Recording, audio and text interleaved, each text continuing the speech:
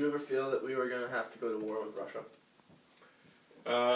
No, I don't think so. But it was always in the back of your mind. But I think that, I don't know, probably more or less looking back on it now, I think the fact that both of them had so much firepower and both were dealing with from such a position of strength in regards to nuclear weapons, in regard to, land weapons, and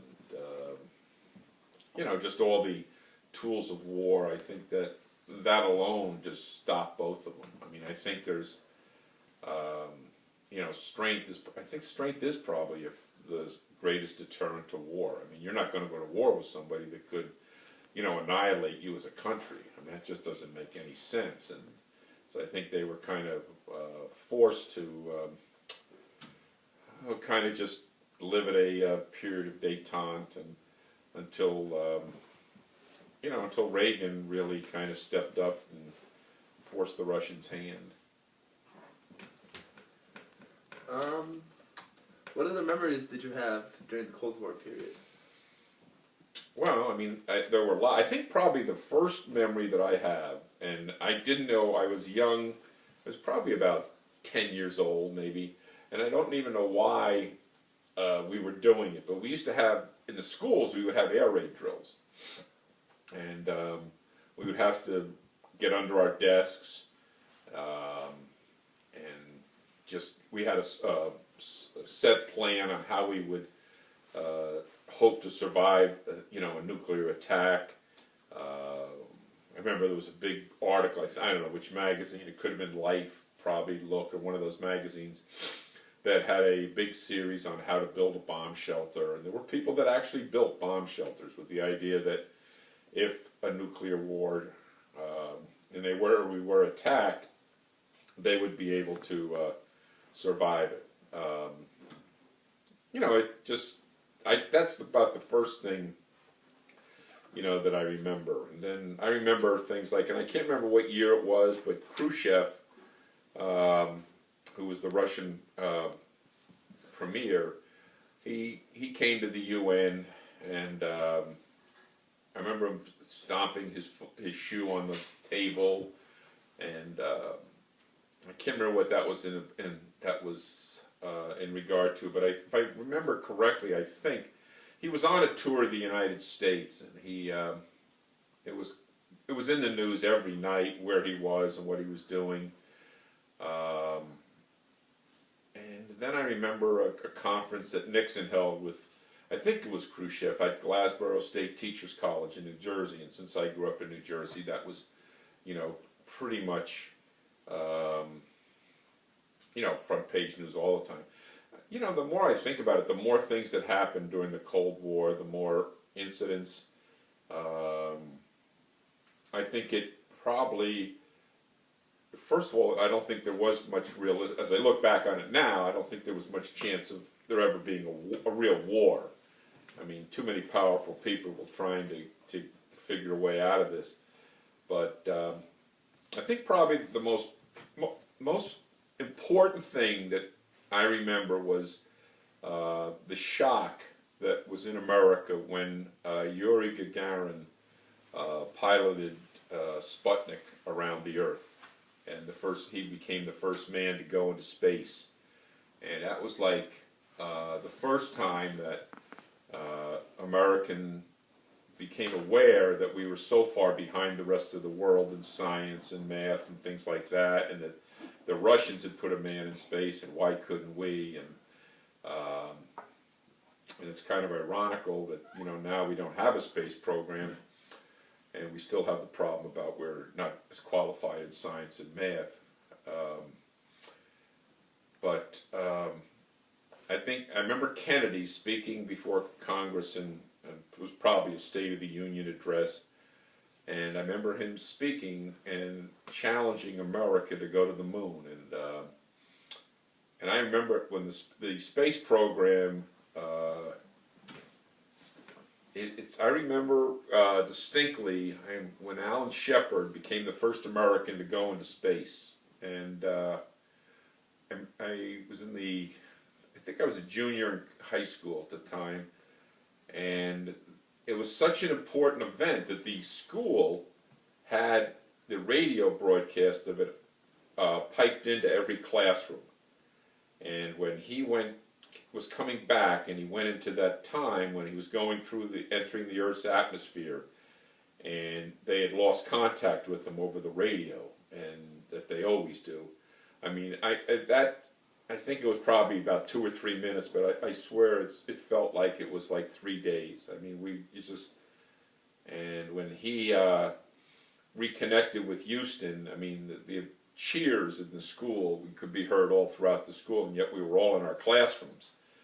And then, of course, that led to Carpenter, and then, of course, John Glenn going around the Earth as the first American to orbit, who, of course, he went on to be a senator. And so I think probably that pushed us to what you've got to say is one of the greatest accomplishments that, definitely in my lifetime, was when Armstrong and Aldrin walked on the moon in 1969.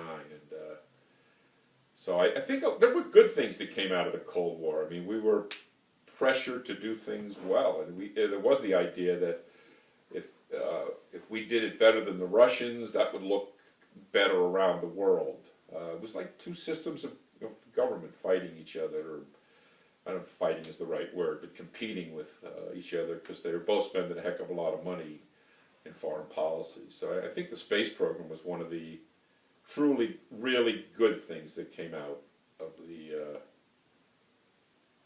Cold War. And the fact that we don't have a space program now is kind of, to my way of thinking, is kind of ridiculous, kind of sad.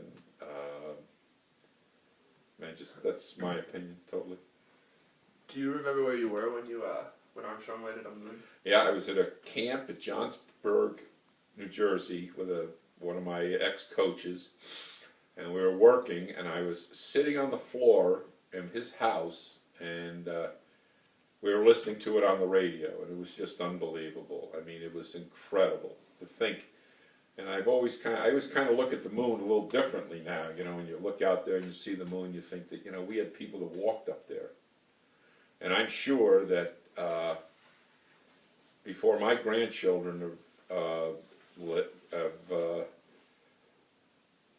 completed their life, I'm sure there'll be a man on Mars. I mean, I just think that it's just the way the world is going to go. I mean, it's just incredible what they accomplished today. Absolutely incredible. Do you remember the protests that went about the Vietnam War? Yeah. I mean, I had friends that were involved in it. You never were, though? No, never. I got out of where I went to college. I went and did my master's, and then I began a career coaching and teaching, and I just didn't have time for it. And besides, I didn't believe in it.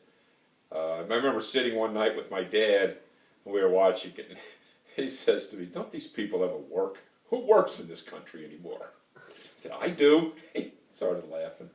But no, I don't know, maybe I just grew up blindly patriotic. I mean, I grew up at a time when every day in school we said the Lord's Prayer, and every day in school we said the Pledge of Allegiance. And it was a very, very solid upbringing, and it was a great time to grow up. And I guess the protest didn't appeal to me at all, and would never have done it. What do you remember about the people talking about the Cold War on TV and the radio? Well, I remember when Kennedy got shot, for example. I mean, that was on, I don't know how long that was on. It was probably on until the funeral day, and when they laid him to rest in Arlington. I mean, that was on 24 hours around the clock. And I remember Walter Cronkite, and I still remember pictures of Jackie Kennedy with John, and I think of all the people involved in the Kennedy assassination, which was a horrible thing. We've talked about already, but I think Jackie Kennedy was just a pillar of strength through the whole thing. I remember that so clearly. And you know, the media was. I don't think the media was like it is now. I mean, it wasn't. There were only 3 channels. Now there's 8,000 channels, it seems, and it's just they constantly have to fill airtime, and it just goes on and on. I mean, it was always news when if Khrushchev and Nixon got together. It was news when Nixon went to China. It was news any time any of that kind of thing happened. And it seemed every May Day, which was May 1st, there would be some pictures of parades in Moscow of all the Russian armaments and things like that. I think after a period of time, the Cold War just somehow became something, for some reason, that we just accepted. And you know, my own mind, I think the falling of the Berlin Wall was, to me at least, was kind of the end of it. That it was finally over, and life didn't change. I mean, at any time, but there wasn't, you know, when the Bay of Pigs and the Cuban Missile Crisis, there was a heightened tension in the air, but not after that. It kind of, you know. Though I must admit, when Armstrong and Aldrin landed on the moon, I mean, I think that moment probably had more pride in America. Everybody that I can remember was just absolutely so proud that we had accomplished that, and Kennedy had set us forth on that mission. So, what do you remember the oil crisis in the 70s? yeah, I remember sitting in line waiting for gas. My brother and I had an apartment. That was a real, fun situation, but that was right in the middle of the crisis. I remember President Carter was on television, and he's going on and on talking about this whole thing and how the price was going up, and you couldn't get gas, and we had these long gas lines, and my brother and I would sit there, listening, and then after it was all done to the news again, we said, okay, flip the coin, and we'd flip a coin, and whoever lost had to go get the gas. They had to go down to the gas station and sit in line. And there were nights you sat in line for like an hour, waiting just to get buy your gas. And so, yeah, I remember it very well. I think in reality, probably we still haven't solved that problem. I mean, just now, it's just gas just keeps going up and up and up, and makes one wonder why we don't develop all the tremendous resources we have in this country and take advantage of by building the pipeline from Canada to the Gulf. And I mean, at that point we could just turn around and tell the Middle East, we don't need you, and I think that would make our life a lot easier.